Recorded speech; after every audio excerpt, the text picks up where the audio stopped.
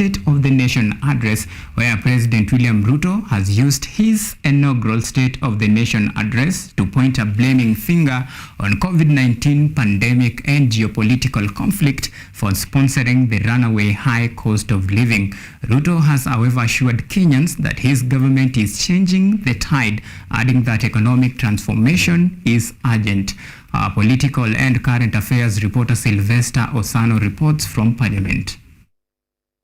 In his maiden State of the Nation address to Parliament today, President William Ruto detailed the interventions his administration has undertaken to lower the high cost of living, which he termed as a reality that should be urgently addressed through practical actions and effective measures.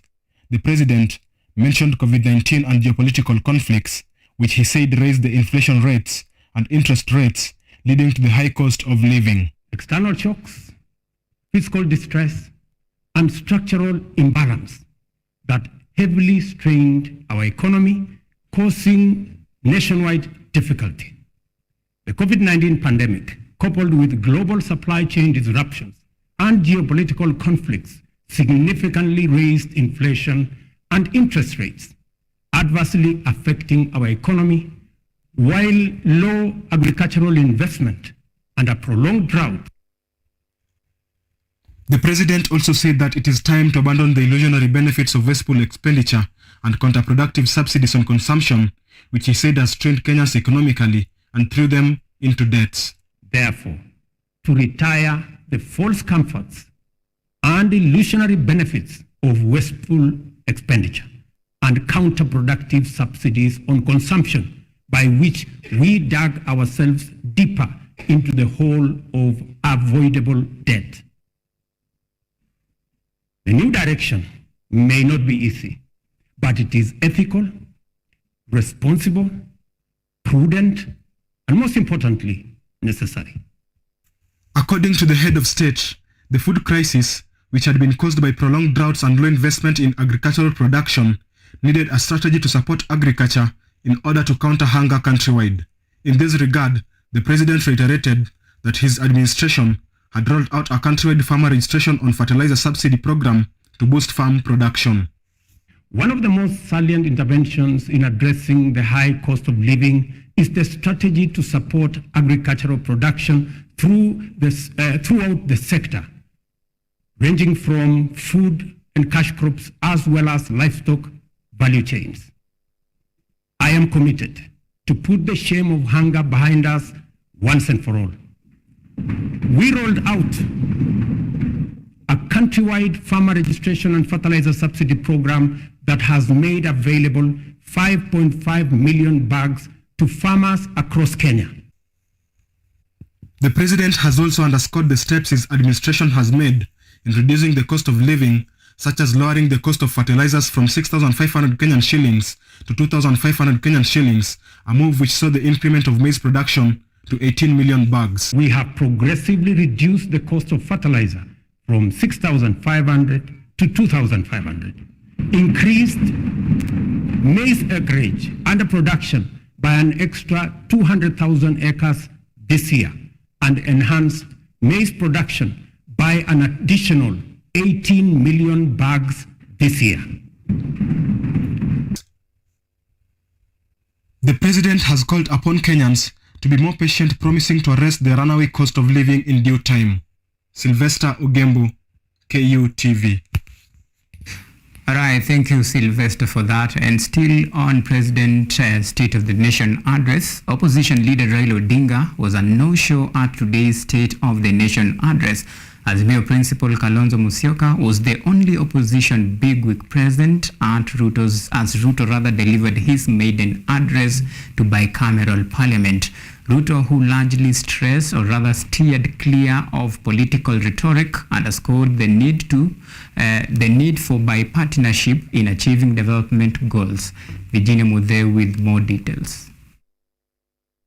The 2022 presidential election left Kenya divided right in the middle, with William Ruto winning with 7.1 million votes against Raila Odinga's 6.9 million. The opposition alleged foul play, and what followed was street demonstrations. To end the protests, President Ruto and opposition leader Raila Odinga agreed to the formation of a team to look into points of disagreements. The National Dialogue Committee came to birth. The president briefly touched on this newfound unity drive, which has been compared to the ill-fated building bridges initiatives championed by former President Uhuru Kenyatta and Raila Odinga ahead of last election. It would be, honorable members, remiss of me not to mention the ongoing bipartisan process of national dialogue that has enabled our leaders to find common ground on many of the issues whose resolution will accelerate our transformation, deepen our democracy, and enhance national unity.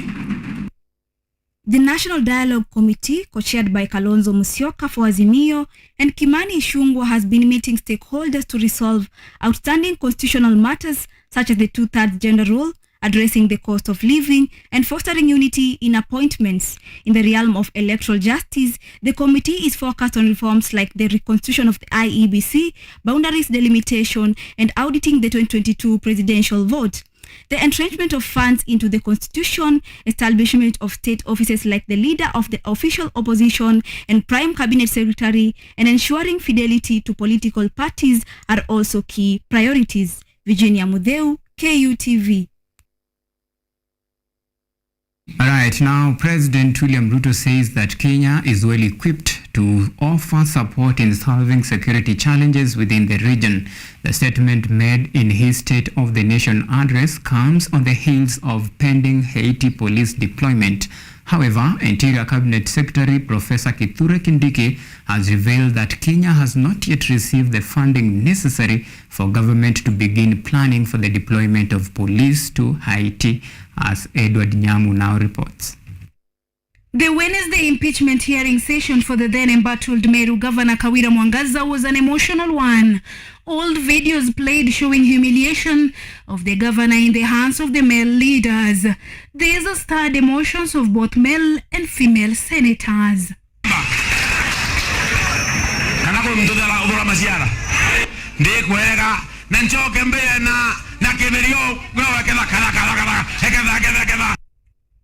Machako Senator Agnes Kavindu was visibly disappointed and demanded respect for women leaders as they execute their mandate.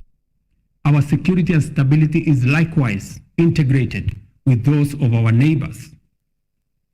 Kenya has a fundamental, essential, legitimate, and clear interest in conducting robust diplomacy in form of bilateral and multilateral engagements. This was President William Ruto's position concerning the Haiti peacekeeping mission. Interior Cabinet Secretary Kithure Kindiki and Inspector General of Police Japhet Koome also had a joint sitting today with the National Assembly and Senate committees on national security, defense and foreign relations on the request for parliamentary approval of deployment of National Police Service officers to Haiti. According to Kindiki, resource mobilization is ongoing to ensure officers are well equipped before the January deployment. Kindiki also says that police officers being deployed are going to act as support unit to the Haiti troops and also troops from other countries. Unless all resources are mobilized and availed, our troops will not leave the country. Not even one of them will leave Kenya. So that work is ongoing, including the mobilization of equipment.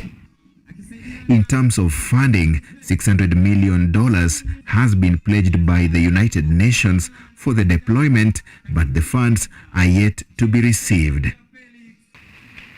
The total budget is $600 million US. And that involves monies for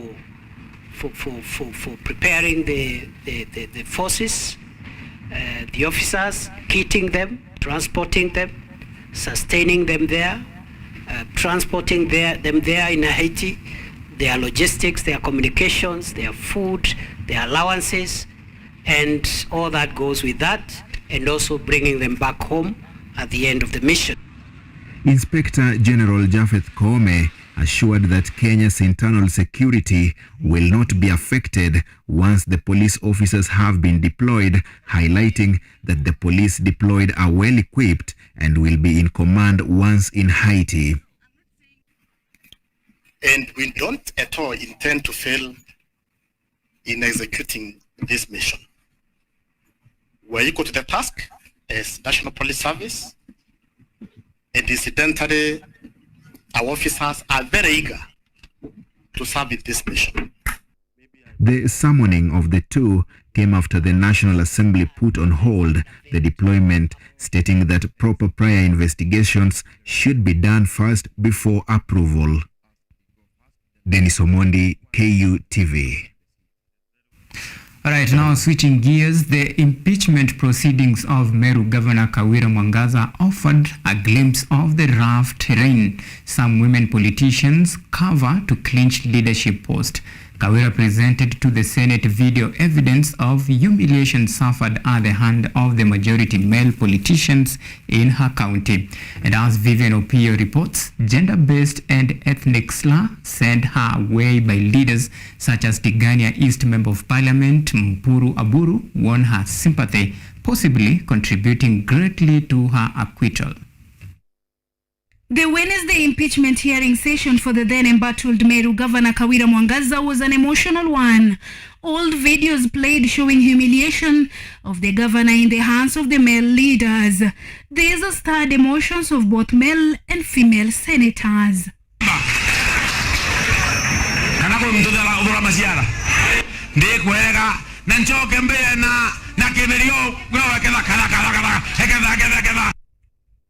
Machako Senator Agnes Kavindu was visibly disappointed and demanded respect for women leaders as they execute their mandate independently. Only issue that was very heavy for me is the abusive words that those men used on the governor. Women in Meru County had taken to the streets to protest repression of the female gender by the male gender. Immediately, the MCAs passed the motion to remove Governor Kawira. However, throughout her impeachment, Governor Kawira received support from notable male politicians, including Public Service CS Moses Kuria. On the floor of the Senate, even male legislators were in her defense. Someone who calls himself an honorable member, walking across the streets of our civilized nation, what we call civilized, and saying that certain weapons or certain tools should be used to be able to punish a woman. It's uncouth and uncivilized, and shame on them. Kawira's acquittal was celebrated by women leaders moments after the Senate voted to save, as some male opponents faulted the governor's legal team for waiving the gender card during her hearing. I am not going to be part of ending a young career of the woman governor of Meru simply because she did not take a tea invitation from so-and-so. She does not get along with whoever. Even though Kawira survived the second attempt to remove her from office, concerns remain on the political environment she will operate in. Vivian Opio, KUTV. Right, that story by Vivian Opio takes us to our first break here on KUTV Primetime News. Remember, when you come back, it's all about our big discussion of the day. I'll be taking a look at the rate of unemployment at the country. At the same time, as even we take toll of the upcoming Employability Summit, the East Africa Employability Summit that will be held on November 22nd to 23rd. See you in just a bit.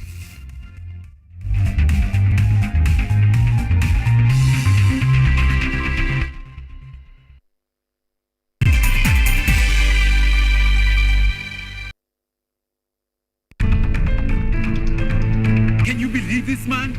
To him, women are just like pieces of meat. And worse, he makes them fall in love with him and leaves them heartbroken. What kind of man are you? The first time I saw Dylan, I knew we'd be together forever and ever. It's destiny. He loves me. We'll make a family. Who will Whose number? Nobody. You zero think you're man enough to step into my shoes, then be my guest and take a minute.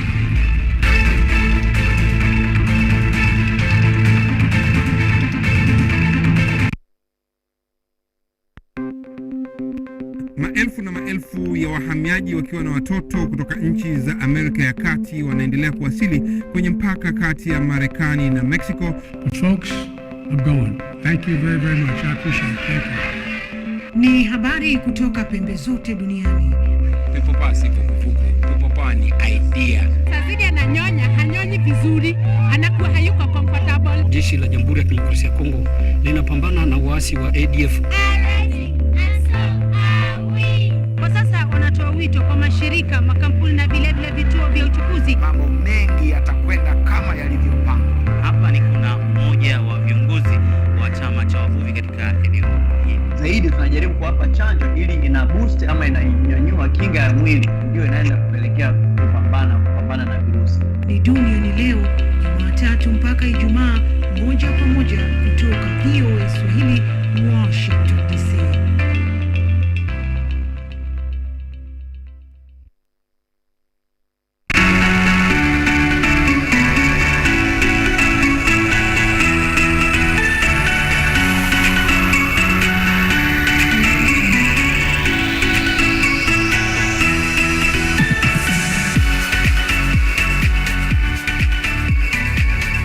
Get ready to kickstart your day with the most exciting morning show around. Tune in to our dynamic and entertaining program where we keep you informed, engaged, and entertained from the moment you wake up. From breaking news and current events to music, fun, and out of the ordinary stories, we've got you covered with a mix of interviews, games, and special segments. You never know what's in store. Join us every Monday morning and Tuesday morning for a fun and fascinating way to start your day. Don't miss out on the action. Tune in now and experience the excitement for yourself. Only on KUTV Rise Today from 7 a.m. to 10 a.m. Start your day with us.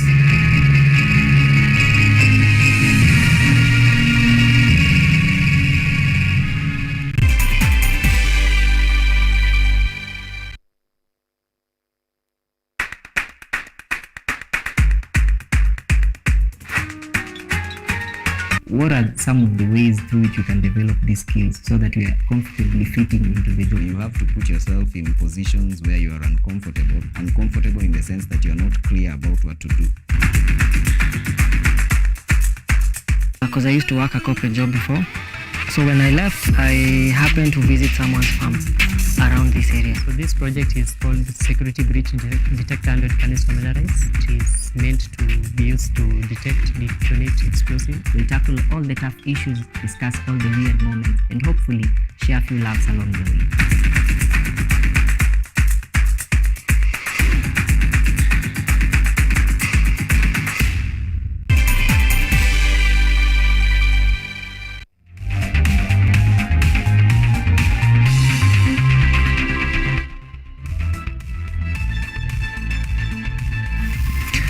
Welcome back and thank you for choosing to stay with us. Now, it is estimated that the rate of unemployment among the youth in Kenya is at 35%, equivalent to 4.5 million young men and women. Kenya's employment crisis is on an upward trajectory. So, in our big conversation tonight, we take insight on why are young people unemployed. Who or what to be blamed and how can we bridge the gap? Now joining us on our big discussion tonight is Philip Pande, convener East Africa Employability Summit. Well, Philip, thank you so much for making time to speak to KUTV. Many thanks, Evans. I was looking forward to this discussion because it's very key to us, very close to our hearts, and we must appreciate KUTV for offering us this opportunity. All right. Well, before we get into our discussion tonight, I want us to take account of President William Ruto's inaugural speech today, and let's take a look at key areas, and in fact we'll take a look at the area of concern right now. That is the creation of employment to young people. He promised to actually yearly to recruit at least 40,000 young men into the National Youth Service with the aim of aspiring economic growth in terms of job creation for the young people. What is your take on this? Does it actually, spur hope, even as we take, stock of this very important discussion? Very well, Evans. I must say that the success of President Ruto towards his victory was largely by appealing to young people, and was based on the support of a dominant majority of young Kenyans who were hopeful about his presidency and bought into his narrative, especially on the Hustler Fund and the particular promises that he would change the tides on provision of employment. I looked at his speech today. I looked at the promise to generate more jobs within the NYS scheme. I would say that it's not a new thing per se in Kenya. NYS has been here, was riddled with scandals some times back. I think should be the period between 2013 and 2017 when we had the NYS scandal. But looking at the backtracking to use NYS as a fallback plan, I would say that then we are missing the picture. The picture is broader than NYS. Evans, we're talking about a largely educated young population in Kenya with degrees, diplomas, certificates, and some masters and PhDs. We have a dominant young population getting their PhDs before the age of 35, some before the age of 30. And so you can't have a one-size-fits-all solution that NYS is going to solve the problem of unemployment in Kenya. It would be a good thing to support those of us that are looking to join the police service, those who are going to look at joining the defense forces, those who are going to look at serving the public sector as semi-skilled and young people that are looking for skills. But what about the educated young Kenyan that is looking for opportunity at an entry level in government, entry level in the private sector, entry level in the informal sector? Where is entrepreneurship in the conversation? Where is the place of the skilled young person other than the young person that is looking for skills through NYS? All right. Let's talk about now the theme of this, the 2023 Youth Employability, summit that you are actually one of the, or rather the conveyor of this 2023 summit. Well, the theme talks about closing the gap, a decade of investing in youth employability skills in East Africa. Before even we talk about closing the gap, let me take your account. Why is the rate of unemployment so high, especially among the young people here in Kenya? Well, Evans, Africa is not aging.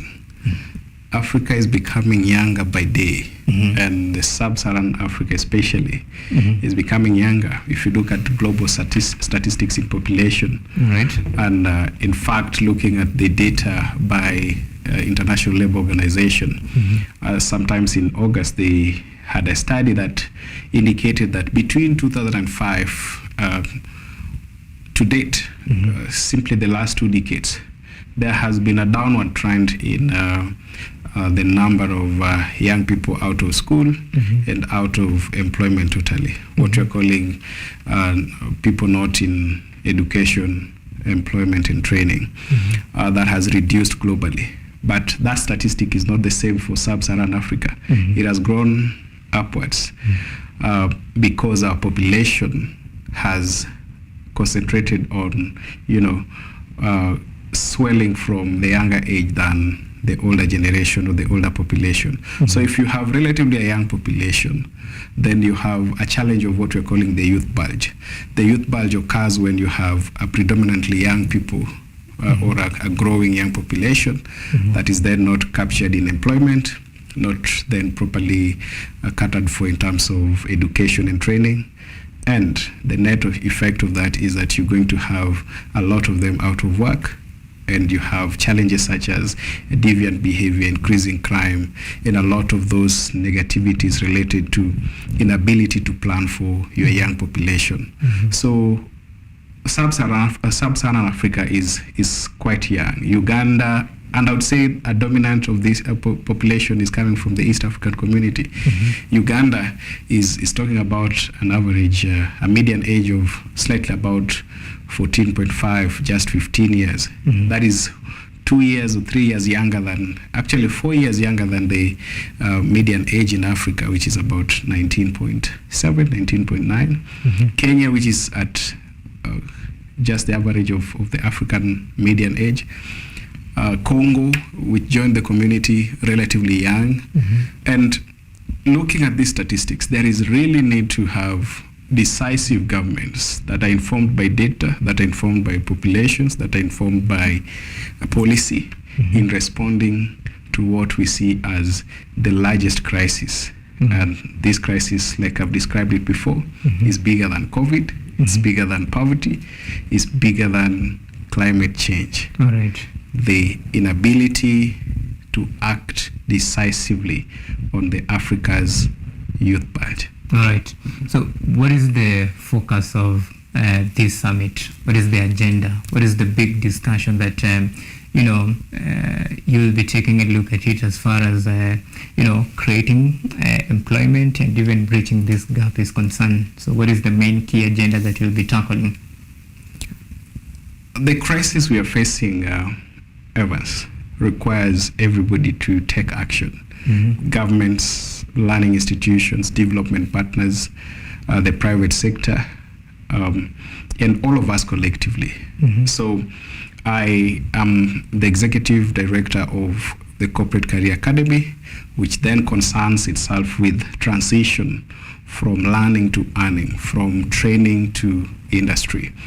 And this has taken us quite some time to think about, to frame, and to put in perspective. We've done this for the past 9 years, but more emphatically for the last 3-4 years. And we looked at the statistics. I'll take you back that we've talked about a decade of action. And in that very decade, the action is meant to close the gap on employability skills.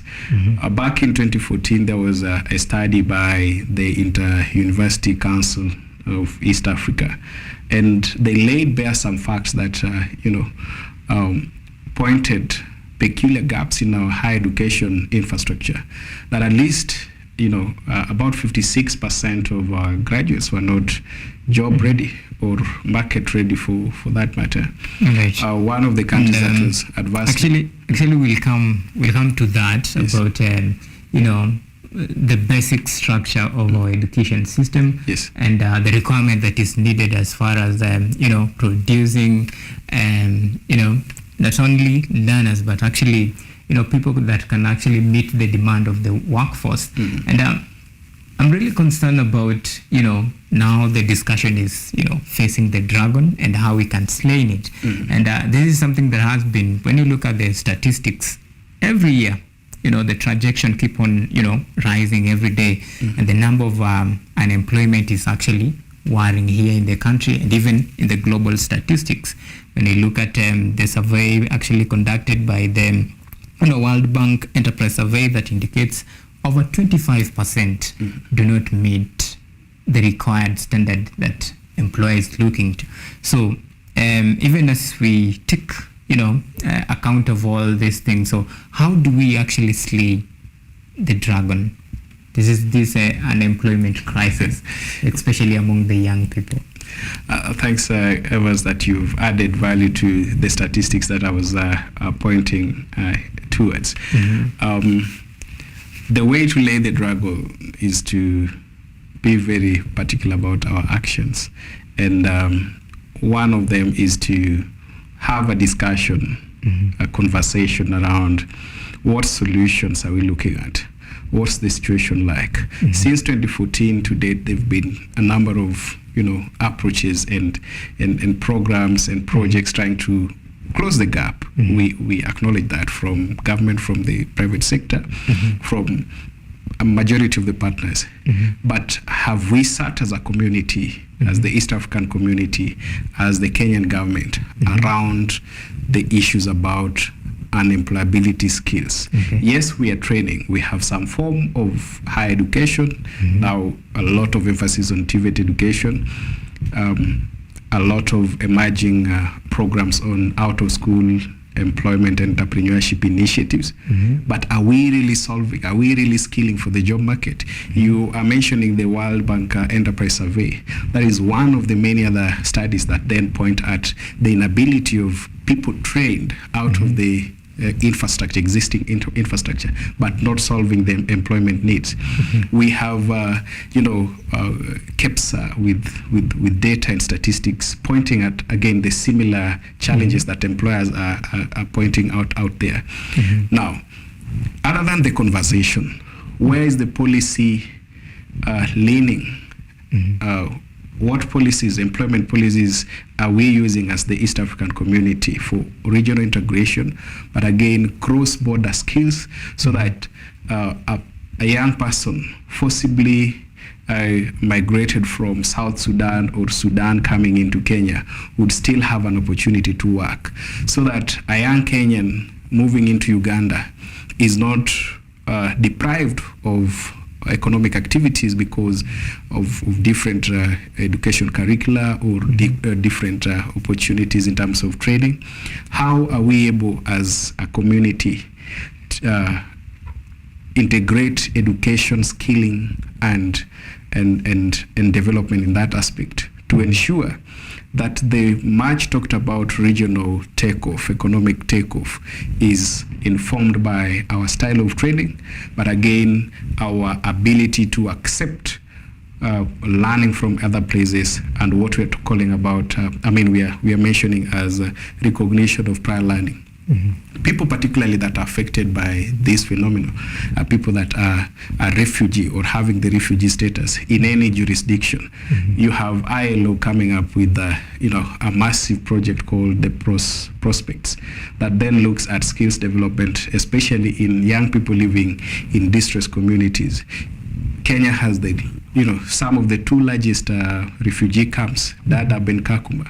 How are young people who are Africans, who are citizens of this region, some of them Kenyans, collaborating or coping up in the spaces where they are and getting integrated in our employment system? But even without delving deep into the status of people in the country living as refugees, how are we as a government dealing with our own nightmare in terms of absorbing young people and creating inclusive opportunities for everyone? So the discussion has to occur, but policy has to inform the strategic direction that we are taking in this approach. That's why, for example, one thing that we are going to do as an outcome is to launch the first ever East African Youth Employability Policy Brief to help the 7 governments of the community have a focused discussion and a focused response on the dragon without any further delays. Other than the policy, we are talking about curriculum reforms. Where are we pointing at? We've talked about TVET education. How is TVET education responding to the practical needs of the industry? All right. Hold on to that thought. We are taking a very short break. When we come back, the discussion still continues. See you in a bit.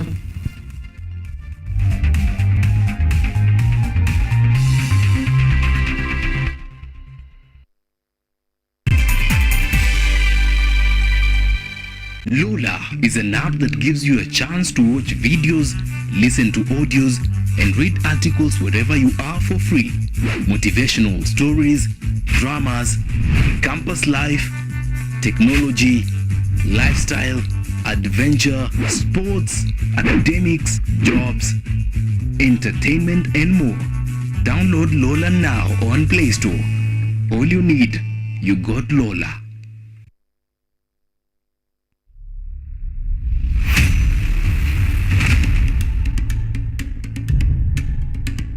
Kipindi hewani ni mitindo ya kipwani. Kama ilivyo kipindi hiki kinahusu nyimbo za tarab, chakacha, midwara, midundiko, bila kusahau mapishi. Ambao ndio uti wa mgongo wa pwani ya Afrika Mashariki. Jamani swaibu zangu mliopo maskani, hatuonani wenzangu, najua mwanitamani. Hapa KUTV, nahoda mwendesha chombo cha baharini, yani ua linalunukia na kuvutia waridi tamu.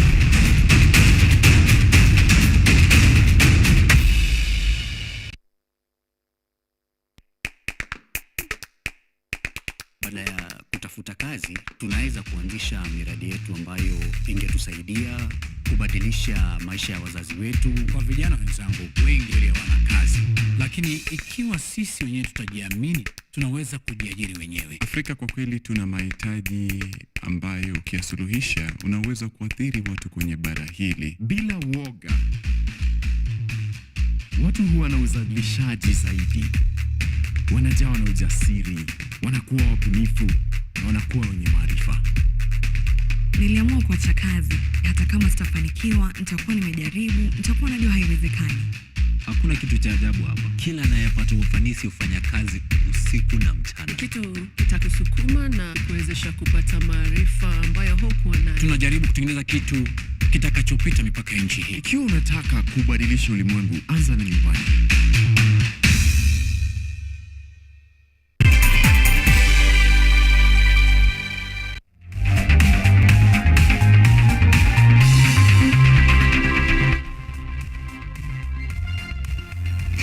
Right, welcome back, and the discussion continues. Well, Philip, before we went to a break, you giving us some very important aspects and statistics for that matter, as far as trying to break the gap of unemployment is concerned. And one of the key aspects, according to the findings that was released by World Bank Enterprise Survey, that indicates over 25% of formal firms in sub-Saharan Africa, Kenya included, reckon that inadequacy in education among workforce was a major impediment to recruitment.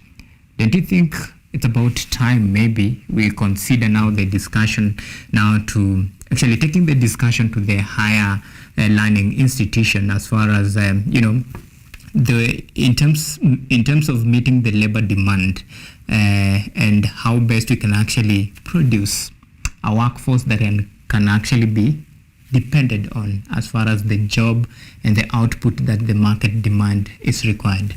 Do you think it's about time we have this discussion? Absolutely. Mm-hmm. And I hold the thought that this should have been work in progress, should have been done long way back.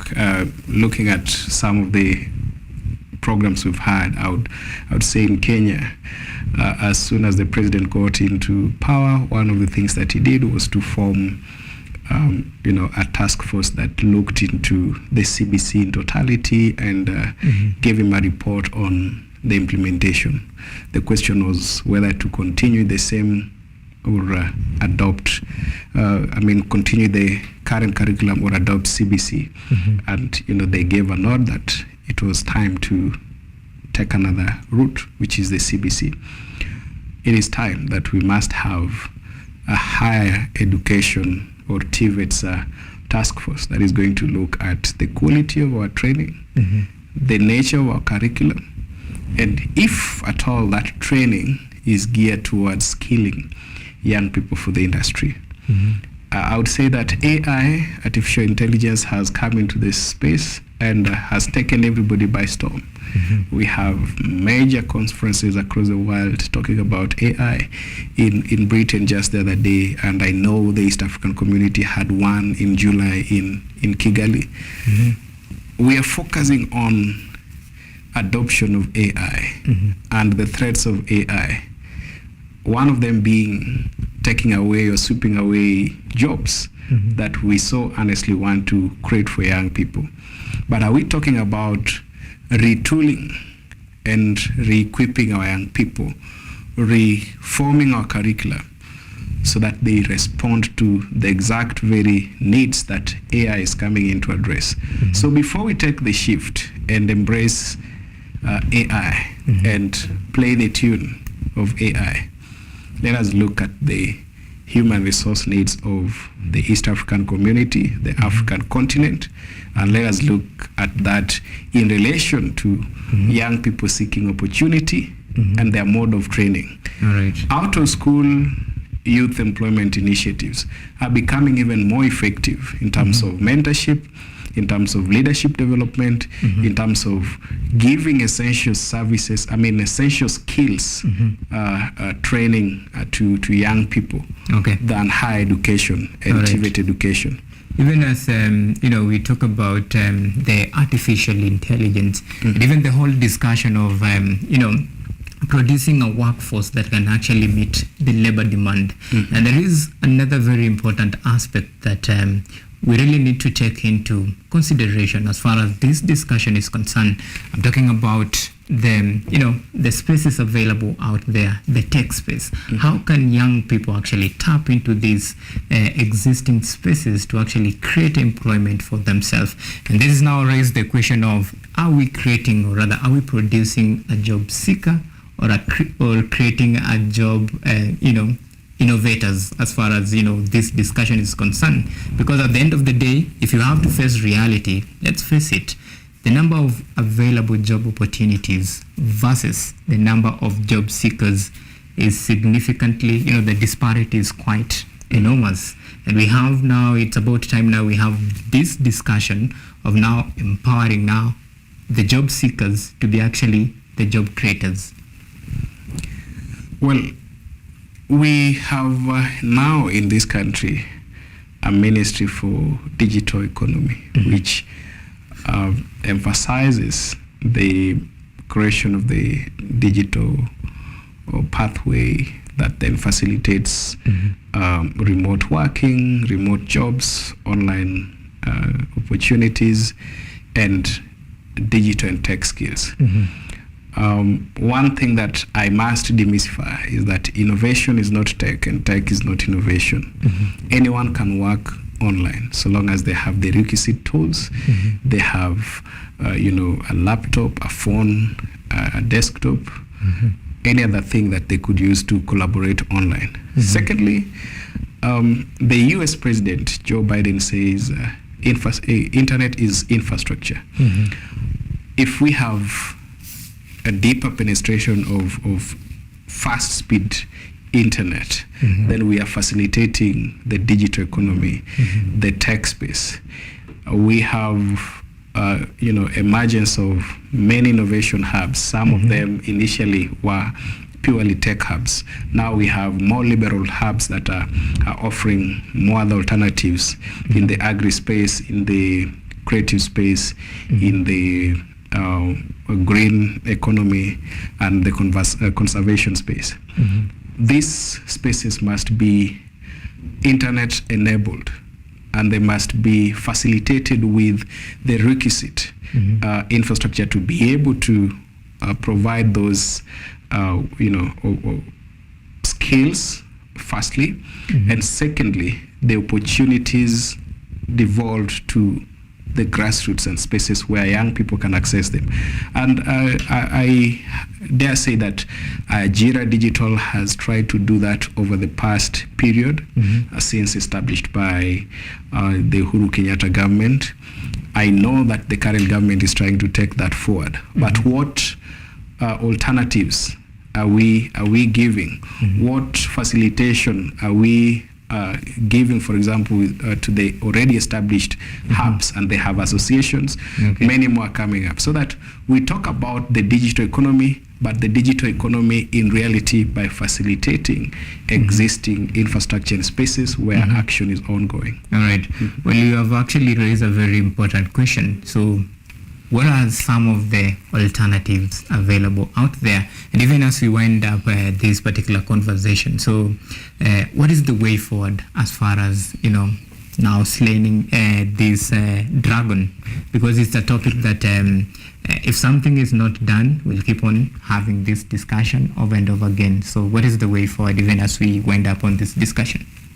Number one is that governments across Africa, across the East African community, and in our country, Kenya, must be deliberate in solving the youth employment crisis. Secondly, is that all of us collectively, all stakeholders, development partners, non-government organizations, grassroots initiatives must all converge together and be ready to take action. The third is that young people must be thoroughly creative and innovative and jump out of your comfort zones. We must go out there and seek alternatives where they exist. The fourth, and which we largely talk about, is that we have a deeper penetration of mobile phones. We have a deeper penetration of internet and fast speed in many spaces. Young people must take advantage of this infrastructure and fend for themselves online. The amount of time we take on social media, on TikTok, on Facebook, on social spaces is just the amount of time we need to create and collaborate in online work and remote work, so that we, without spending or dwelling more on what government can provide, what traditionally is available, then we can seek alternatives and find really alternatives that then make sense to us, that could feed our communities. All right, well, Philip Pande, thank you so much for making time. I really appreciate. We are most grateful to KUTV for this moment. We can't fail to welcome the entire stakeholder delegates from across East Africa to join us on the 22nd and 23rd at the Catholic University of Eastern Africa for the first ever East African Employability Summit. All right, well, thank you. Well, that's all we had as far as this particular discussion is concerned. We are taking a short break. When we come back, it's all sporting news.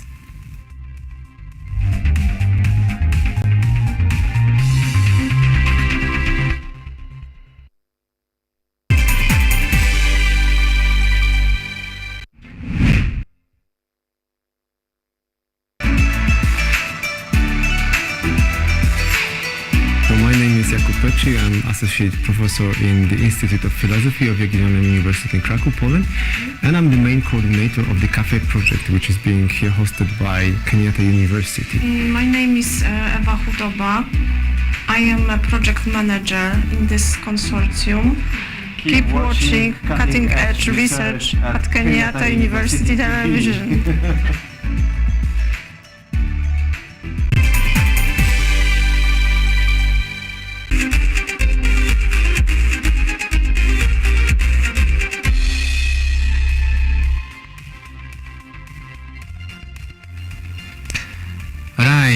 Welcome back, and we continue with our broadcast here, and we take you through our daily news, and of course we have our sports here with us.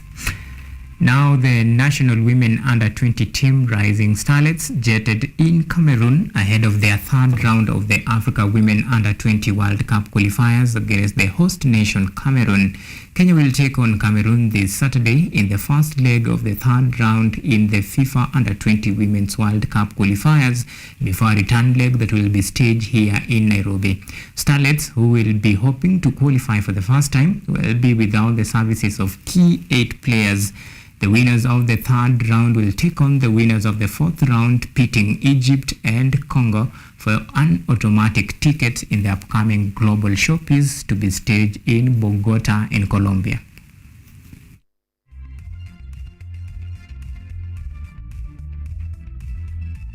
And now Now switching gears to international action, Manchester United endured a night of frustration and thorough beating in a 7-goal thriller after 4-3 beating at the hands of Copenhagen in Group A of the UEFA Champions League at Parker Stadium. United struck first courtesy of Rasmus Holland before Copenhagen mounted a spirited fight to upset the Red Devils in a 4-3 match that was rocked with VR controversy after Rashford was sent off. In another match played in the UEFA Champions League, Arsenal pounced on Sevilla to register 2-0 at the Emirates Stadium after Bukayo Saka and Leandro Trossard were on target.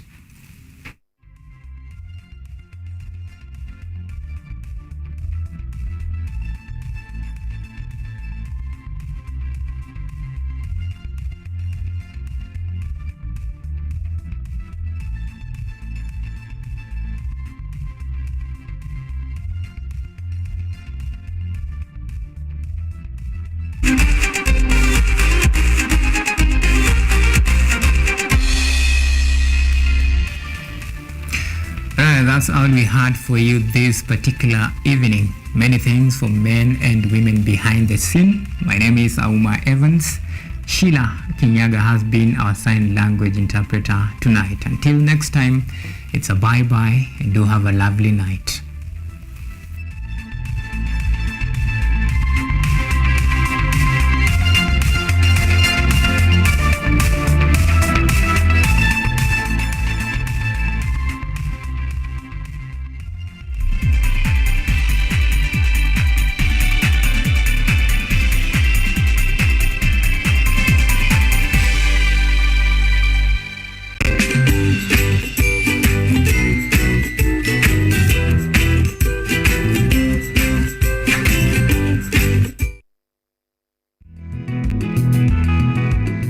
Kutoka kuwa jamii ya kuhamahama na sasa kujumuisha kilimo katika mitindo yao ya maisha.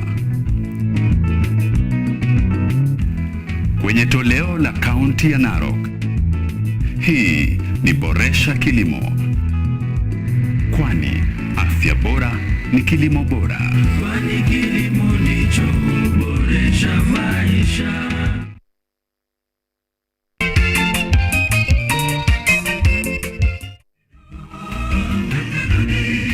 Kaka mtazamaji popote ulipo, unapokuwa ukitazama Safina Show inang'oananga sasa hivi. Ungana nami Albanas Mwania, nahodha wa Safina Show, nikutoe ng'ambo ya pili hadi ufuoni. Safina Show, sauti ya matumaini.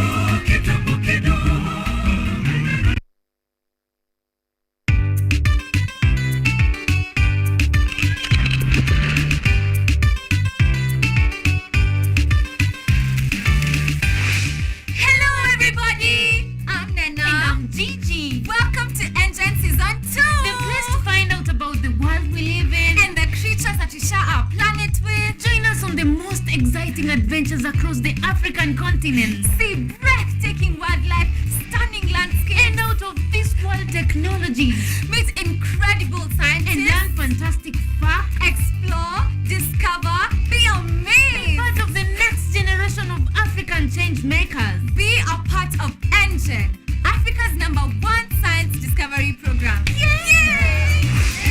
We're learning every day.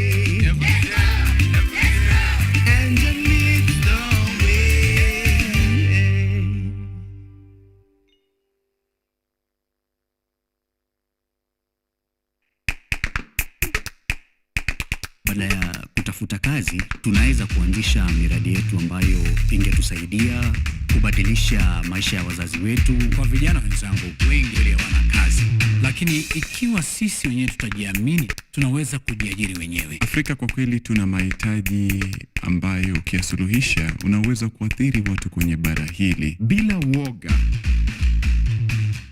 Watu huwa na uzalishaji zaidi, wanajawa na ujasiri, wanakuwa wabunifu na wanakuwa wenye maarifa. Niliamua kuacha kazi, hata kama sitafanikiwa, nitakuwa nimejaribu, nitakuwa najua haiwezekani. Hakuna kitu cha ajabu hapa. Kila anayepata ufanisi hufanya kazi usiku na mchana. Kitu kitakusukuma na kuwezesha kupata maarifa ambayo hukuwa nayo. Tunajaribu kutengeneza kitu kitakachopita mipaka ya nchi hii. Ikiwa unataka kubadilisha ulimwengu, anza na nyumbani.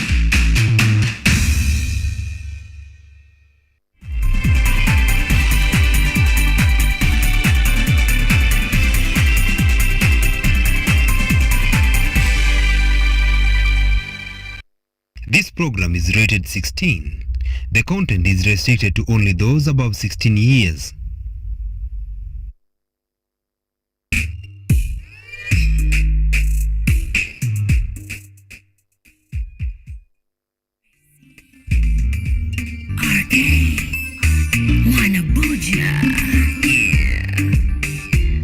French boy. Oui, chérie. Flame International.